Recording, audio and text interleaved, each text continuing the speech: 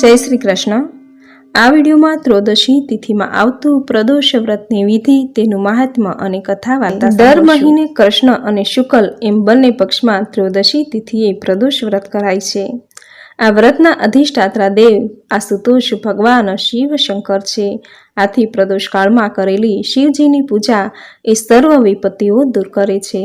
દેવું, ગરીબી, દુઃખ અને સંતાનપણું વગેરે દૂર થઈ મનુષ્ય સુખ, સંપત્તિ, સૌભાગ્ય, આરોગ્ય અને સંતાન સુખને પ્રાપ્ત કરે છે। સૌભાગ્યવતી સ્ત્રીનું સૌભાગ્ય અખંડ રહે છે। નિસંતાન દંપતી જો આ વ્રત કરે તો તેને સંતાન સુખની પ્રાપ્તિ થાય છે। જો આ વ્રત પૂરી શ્રદ્ધાથી, તન અને મન ધનથી કરવામાં આવે તો બધા જ પાપોનો નાશ થાય છે। વ્રત કરનારને 100 ગાયના દાન કરવા જેટલું પુણ્ય ફળ પ્રદોષ વ્રતના શિવ પૂજન કરવાથી પ્રાપ્ત થાય છે। કારણ કે પ્રદોષ વ્રતનું પૂજન સંધ્યાકાળ એટલે કે સૂર્યાસ્ત પહેલાના 3 ઘડી અને સૂર્યાસ્ત પછીની 3 ઘડી એટલે કે 6 થી 8 વાગ્યાના સમયમાં ભગવાન શિવની પૂજા કરાય છે। આ સમયને જ પ્રદોષ કાળ કહેવામાં આવે છે। આથી જ આ વ્રતને પ્રદોષ વ્રત કહેવાય છે। શાસ્ત્રોમાં વર્ણન છે કે પ્રદોષ કાળે સર્વ દેવતાઓ ભગવાન શંકર પાસે ઊભા રહે છે અને સ્તુતિ કરે છે। આ સમયે ભગવાન શિવ નૃત્ય કરે છે અને આ સમયે તે અતિ પ્રસન્ન સ્વરૂપમાં હોય છે। આથી આ સમયે કરેલી ભગવાન શિવની પૂજા, પ્રાર્થના, સ્તુતિ, મંત્ર વગેરેનો સ્વીકાર ભગવાન આશુતોષ તુરંત જ કરી લે છે અને તેને શીઘ્ર ફળ પ્રદાન થાય છે। આથી જે વ્યક્તિના જીવનમાં દુઃખ, કલેશ, બાધા, ગરીબી, નિસંતાનપણું વગેરે આવી રહ્યું છે તેમણે દર મહિને 13ની તિથિએ આવતું પ્રદોષ વ્રત જરૂર કરવું જોઈએ। શુક્ર પ્રદોષનું વ્રત કરવાથી જીવનના સમસ્ત રોગ, દોષ, કલેશ હંમેશા માટે નાશ પામે છે। આ વ્રતના પ્રભાવે આંખોના રોગ, ડાયાબિટીસ, બ્લડ પ્રેશર, દાંપત્ય જીવનના કલેશ વગેરે આદિ વ્યાધિ ઉપાધિનો અંત આવે છે। તો મિત્રો, આ હતું પ્રદોષ વ્રતનું મહાત્મ્ય। હવે સાંભળશું વ્રતની પૂજા વિધિ।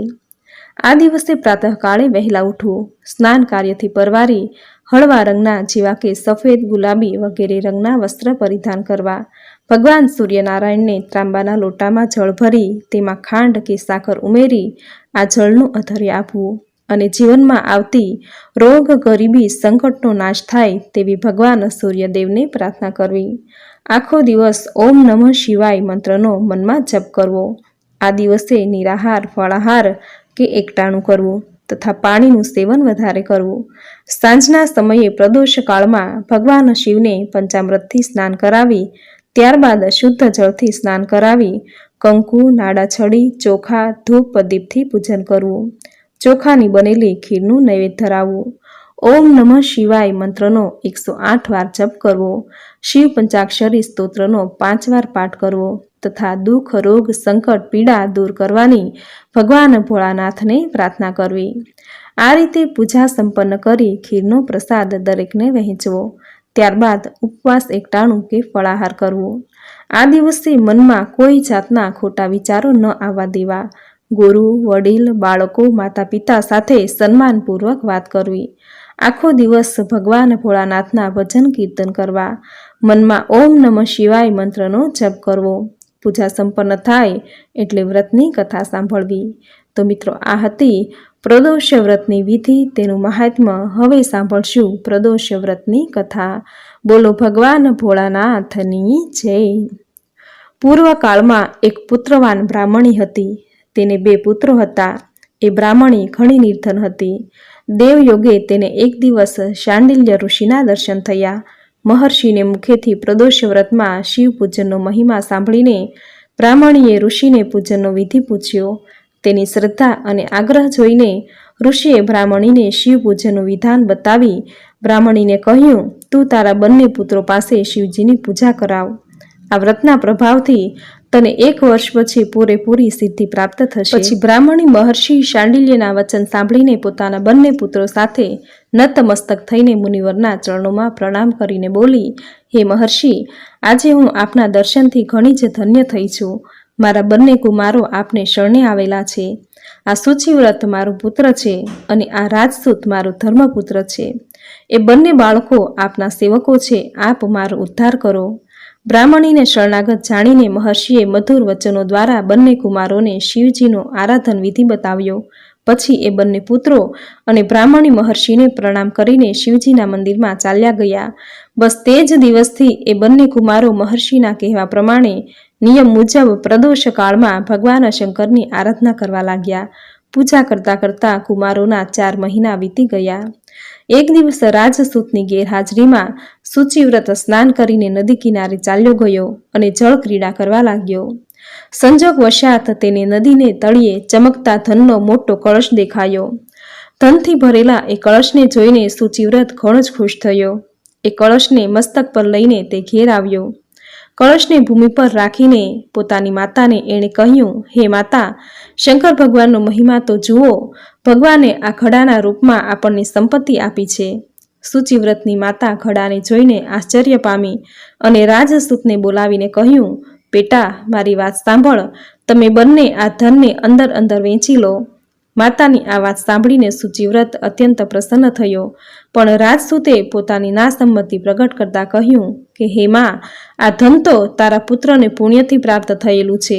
હું તેમાંથી કોઈ પણ પ્રકારનો ભાગ લેવા માંગતો નથી, કારણ કે પોતે કરેલા કર્મનું ફળ મનુષ્ય પોતે જ ભોગવે છે.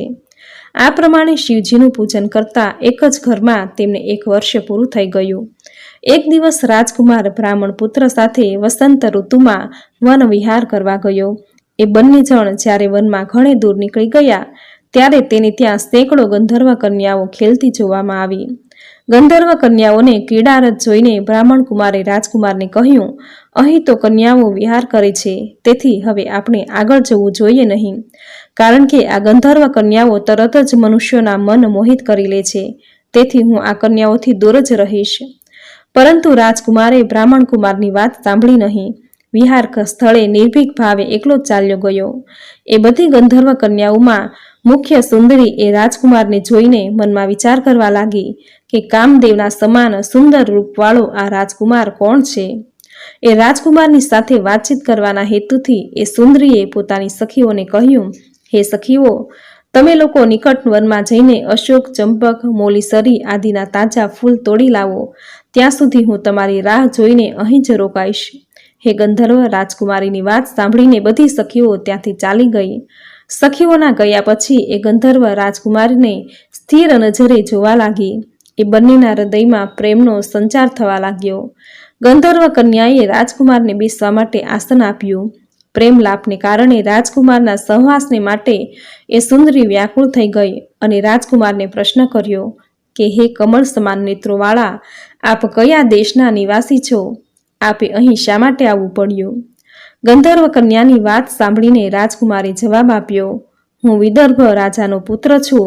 મારા માતા પિતા સ્વર્ગવાસી થયા છે. શત્રુઓએ મારું રાજ્ય મારી પાસેથી છીનવી લીધું છે. રાજકુમારે પોતાનો પરિચય આપીને એ ગંધર્વ કન્યાને પૂછ્યું, હે કુમારી, આપ કોણ છો? કોની પુત્રી છો? આ વનમાં શા માટે આવેલા છો? આપ મને શું કહેવા માંગો છો? રાજકુમારની વાત સાંભળીને ગંધર્વ કન્યા બોલી, હું વિદ્રિવિક નામે ગંધર્વની પુત્રી અંશુમતી છું. આપને નિહાળીને આપની સાથે વાતચીત કરવાને માટે જ અહીંયા સખીઓનો સાથ છોડીને રહી છું. હું જ્ઞાન વિદ્યામાં નિપુણ છું. મારા ગાન પર બધી દેવાંગનાઓ ખુશ થઈ જાય છે. હું ઈચ્છું છું કે આપનો અને મારો પ્રેમ સદા સર્વદા ચાલુ રહે.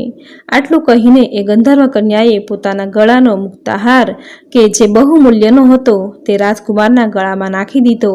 એ અમૂલ્ય હાર બંનેના પ્રેમનો પ્રતીક થઈ ગયો. ત્યાર પછી રાજકુમારે એ ગંધર્વ કન્યાને કહ્યું, હે સુંદરી, આપે જે કંઈ કહ્યું છે તે સત્ય જ છે, પણ આપ રાજવિહીન રાજકુમાર સાથે કેવી રીતે રહી શકશો? આપ આપના પિતાની સંમતિ લીધા વિના મારી સાથે કેવી રીતે આવી શકશો? રાજકુમારની વાત પર એ કન્યાએ મલકાતા કહ્યું, ગમે તે થાય, હું મારી ઈચ્છાથી આપની સાથે લગ્ન કરીશ. હવે તમે પરમ દિવસે પ્રાતઃકાળે અહીં આવજો. મારી આ વાત જૂઠી થઈ શકશે નહીં. ગંધર્વ કન્યા આટલું કહીને પુનઃ પોતાની સખીઓ સાથે ચાલી ગઈ. હવે આ બાજુ રાજકુમાર પણ બ્રાહ્મણીના પુત્ર સૂચિવ્રતની પાસે ગયો અને તેને પોતાનું આખું વૃત્તાંત કહી સંભળાવ્યું. ત્યાર પછી એ બંને ઘરે પાછા ફર્યા. ઘરે પહોંચીને એ બંનેએ બ્રાહ્મણીને બધી વાત કહી, જે સાંભળીને બ્રાહ્મણી રાજી થઈ ગઈ. ગંધર્વ કન્યા દ્વારા નિશ્ચિત દિને રાજકુમાર સૂચિવ્રતની સાથે પેલા વનમાં જઈ પહોંચ્યો. ત્યાં પહોંચીને એ લોકોએ જોયું તો ગંધર્વ રાજે એ બંને કુમારોનું અભિવાદન કરીને તેમને સુંદર આસન પર બેસાડ્યા. પછી રાજકુમારને કહ્યું, હું પરમ દિવસે કૈલાસપુરી ગયો હતો. ત્યાં ભગવાન શંકર પાર્વતી સહિત બિરાજતા હતા. તેમણે પોતાની પાસે બોલાવીને મને કહ્યું કે ધર્મગુપ્ત નામનો રાજકુમાર રાજ્ય વિહોણો થઈને પૃથ્વી પર ઘૂમી રહ્યો છે. શત્રુઓએ તેના વંશને નષ્ટ ભ્રષ્ટ કર્યો છે. એ કુમાર સદા ભક્તિપૂર્વક મારી સેવા કાર્ય કરે છે. માટે તું તેની સહાયતા કરજે કે જેથી તે પોતાના શત્રુ પર વિજય મેળવી શકે. તેથી હું ભગવાન શિવની આજ્ઞાથી મારી પુત્રી અંશુમતીને આપને સોંપું છું. હું આપના શત્રુઓના હાથમાં ગયેલું રાજ્ય પાછું અપાવીશ. આપ આ કન્યા સાથે 1000 વર્ષો સુધી સુખ ભોગવીને શિવલોકમાં ચાલ્યા જશો. શિવલોકમાં જશો છતાં પણ મારી પુત્રી આ જ શરીરથી આપની સાથે જ રહેશે. આમ કહીને ગંધર્વે પોતાની પુત્રીના લગ્ન રાજકુમારની સાથે કર્યા. દહેજમાં અનેક બહુમૂલ્ય રત્નો, વસ્ત્રો, રથ આદિ પ્રદાન કર્યા. આ ઉપરાંત દાસ દાસીઓ અને શત્રુઓ પર વિજય મેળવવાની માટે ગંધર્વોની ચતુરંગીણી સેના પણ આપી. પછી રાજકુમારે ગંધર્વોની સહાયતાથી શત્રુઓનો નાશ કર્યો અને તે પોતાના નગરમાં પ્રવેશ્યો. મંત્રીઓએ રાજકુમારને સિંહાસન પર બેસાડીને તેનો રાજ્યાભિષેક કર્યો. હવે એ રાજકુમાર રાજ્ય સુખ ભોગવવા લાગ્યો. જે દરિદ્રી બ્રાહ્મણીએ તેનું પાલન પોષણ કર્યું હતું તેને જ રાજમાતાના પદ પર બેસાડવામાં આવી. સૂચિવ્રત જ રાજકુમારનો નાનો ભાઈ થયો. આ પ્રમાણે પ્રદોષ વ્રતમાં શિવજીના પૂજનના પ્રભાવથી એ રાજકુમારે દુર્લભ પ્રદને પ્રાપ્ત કર્યું. જે મનુષ્ય પ્રદોષ કાળમાં અથવા દરરોજ આ કથાનું શ્રવણ કરે છે તે અવશ્ય બધા કષ્ટોથી મુક્ત થઈ જાય છે અને અંતે તે પરમ પદનો અધિકારી થાય છે. બોલો ભગવાન ભોળાનાથની જય. મિત્રો, પ્રદોષ વ્રત મનુષ્યને સંતોષી અને સુખી કરે છે. આ વ્રત કરવાથી બધા જ પાપોનો નાશ થાય છે. આ વ્રતના પ્રભાવથી વિધવા સ્ત્રી અધર્મથી દૂર રહે છે. પરિણીત સ્ત્રીઓનું સૌભાગ્ય અખંડ અમર રહે છે. નિસંતાન સ્ત્રી જો આ વ્રત કરે તો તેને સંતાન પ્રાપ્તિ થાય છે. વાર પ્રમાણે જે વ્રત કરવામાં આવે તે અનુસાર તેનું ફળ પ્રાપ્ત થાય છે. જેમ કે રવિવારે પ્રદોષ કાળ આવતો હોય તો તેને રવિ પ્રદોષ કહે છે. આ વ્રત કરવાથી આયુષ્ય અને આરોગ્યની વૃદ્ધિ થાય છે. સોમવારે પ્રદોષકાળ આવતો હોય તો તેને સોમ પ્રદોષ કહે છે. આ વ્રત કરવાથી ઈચ્છિત ફળની સિદ્ધિ થાય છે. મંગળવારે પ્રદોષકાળ આવતો હોય તો તેને મંગળ પ્રદોષ કહે છે. આ વ્રત કરવાથી દરેક રોગમાંથી મુક્તિ મળે છે અને સ્વાસ્થ્ય સારું રહે છે. બુધવારે પ્રદોષકાળ આવતો હોય તો તેને બુધ પ્રદોષ કહે છે. આ વ્રત કરવાથી વ્યક્તિની દરેક કામના સિદ્ધ થાય છે. તેમને મન વાંછિત ફળની પ્રાપ્તિ થાય છે. ગુરુવારે પ્રદોષકાળ આવતો હોય તો તેને ગુરુ પ્રદોષ કહે છે. ગુરુ પ્રદોષનું વ્રત કરવાથી શત્રુઓનો નાશ થાય છે. શુક્રવારે પ્રદોષકાળ આવતો હોય તો તેને શુક્ર પ્રદોષ કહે છે. આ વ્રત કરવાથી સ્ત્રીનું સૌભાગ્ય અખંડ રહે છે. તેની બધી જ મનોકામના પૂર્ણ થાય છે. તેના જીવનમાં સુખ, શાંતિ, સમૃદ્ધિનો વાસ થાય છે. શનિવારે પ્રદોષકાળ આવતો હોય તો તેને શનિ પ્રદોષ કહે છે. આ દિવસે વ્રત કરવાથી નિસંતાન દંપતીને સંતાન પ્રાપ્તિ થાય છે. પુત્રની ઈચ્છા રાખનાર દંપતીને પુત્ર પ્રાપ્તિ થાય છે. તથા સુતજીએ કહ્યું છે કે ત્રયોદશીનું વ્રત કરનારને 100 ગાયોના દાનનું પુણ્ય મળે છે. વિધિ વિધાનથી આ વ્રત કરવાથી સઘળા કષ્ટો દૂર થાય છે અને મન વાંછિત ઈચ્છિત વસ્તુ પ્રાપ્ત થાય છે. જે લોકો 11 ત્રયોદશી અથવા વર્ષભરની 26 ત્રયોદશીનું વ્રત કરે તેના જીવનમાં કોઈ જાતની કમી નથી રહેતી. તેની દરેક મનોકામના પૂર્ણ થાય છે. દરેક ક્ષેત્રમાં તેનો વિજય થાય છે. આ લોકમાં સર્વ સુખ ભોગવી અંતે શિવલોકને પ્રાપ્ત કરે છે. આટલું મહાત્મ્ય છે 13ની તિથિએ આવતું પ્રદોષ વ્રતનું. જે લોકો આ દિવસે વ્રત, પૂજા કે ઉપવાસ નથી કરી શકતા તેમને કથા સાંભળવા માત્રથી જ વ્રત કર્યા જેટલું જ પુણ્ય ફળ પ્રાપ્ત થાય છે. આથી જે વ્યક્તિ પૂજા, ઉપવાસ કે વ્રત નથી કરી શકતા તેમણે વ્રતની કથા જરૂર સાંભળવી જોઈએ. તો મિત્રો, આ હતું શુક્ર પ્રદોષ વ્રતની વિધિ, તેનું મહાત્મ્ય અને કથા જે તમે પૂરી શ્રદ્ધાથી સાંભળી. જે સાંભળવી તમને જરૂર ગમી હશે તો વિડીયોને લાઇક કરી કોમેન્ટમાં જય ભોળાનાથ જરૂર લખજો. ચેનલ પર નવા છો તો ચેનલ સબસ્ક્રાઇબ કરી બાજુમાં બેલ આઇકન પ્રેસ કરી દેજો જેથી આપણા દરેક નવા વિડીયોની નોટિફિકેશન આપને મળતી રહે. તો ફરી મળીશું આવી જ નવી ધાર્મિક માહિતી, નવી ધાર્મિક કથા સાથે. ત્યાં સુધી આપ સૌને મારા જય શ્રી કૃષ્ણ.